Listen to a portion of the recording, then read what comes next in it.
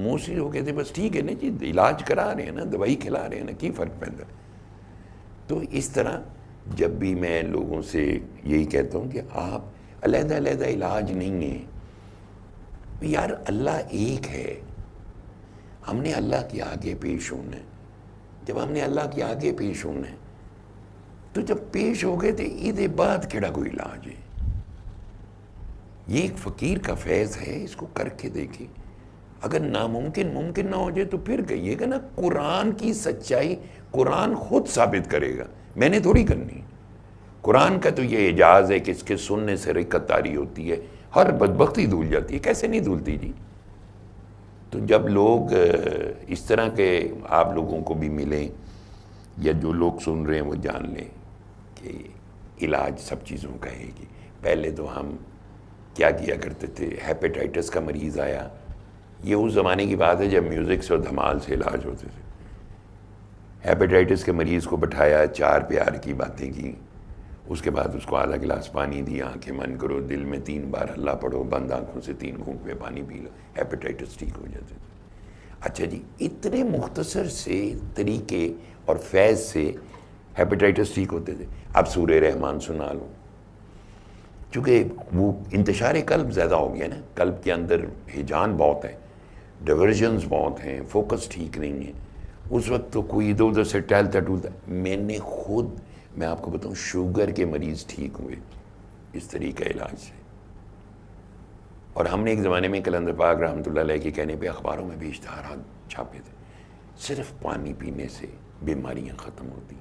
اور میں آپ کو یہ یقین دلاؤں، مجھے بہت لوگ فون کرتے ہیں، وہ کہتے ہیں ہم نے پانی پی رہے، ہماری بیماریاں 95% تک ختم ہو چکی. ایک کنسسٹنسی چاہیے آپ کو، کسی بھی کام کے کرنے کی کنسسٹنسی چاہیے کہ آپ اس پہ تسلسل سے عمل کریں. تو جب پانی پینے سے یہ کچھ ہو سکتا ہے، ہم کیا کہتے ہیں، دعا کرو، سورہ رحمان سن لیا، پانی پیو اور سورہ رحمان کا پیغام پھیلاؤ، بس. مزہ آپ کے اوپر ضرور بہت سارا بوجھ رکھیں، آپ یہی نہیں کرنے کو تیار صحیح طریقے سے تو باقی کیا ہوگا.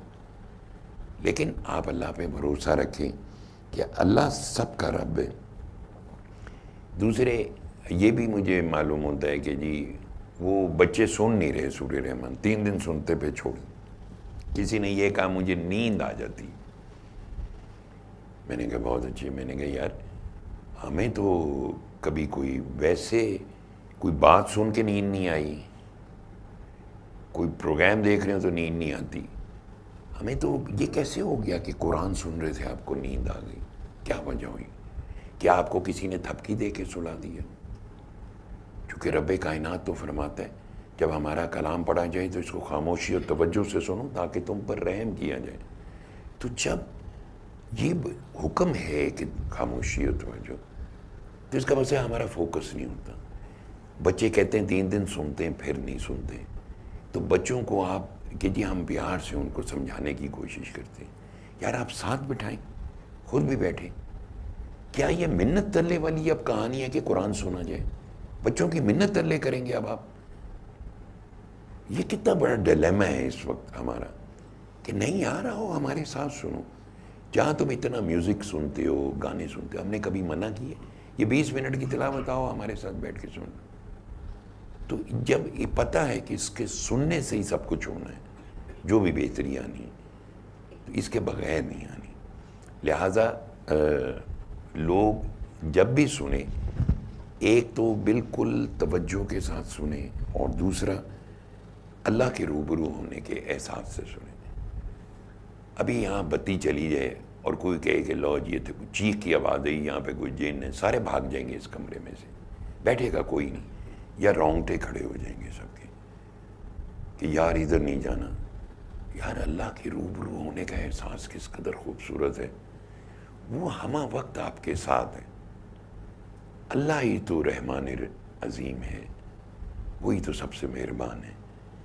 اس کے سامنے بیٹھے تو سمجھو کائنات کی سب سے بڑی طاقتور ذات کے آگے آپ پیش ہو گئے. ان مسئلہ ہی کوئی نہیں، اب دکھ ہی کوئی نہیں، تکلیف ہی کوئی نہیں، مصیبت بھی کوئی نہیں، بیماری بھی کوئی نہیں، بس اب پیش ہو گئے، ٹھیک ہو جائیں گے.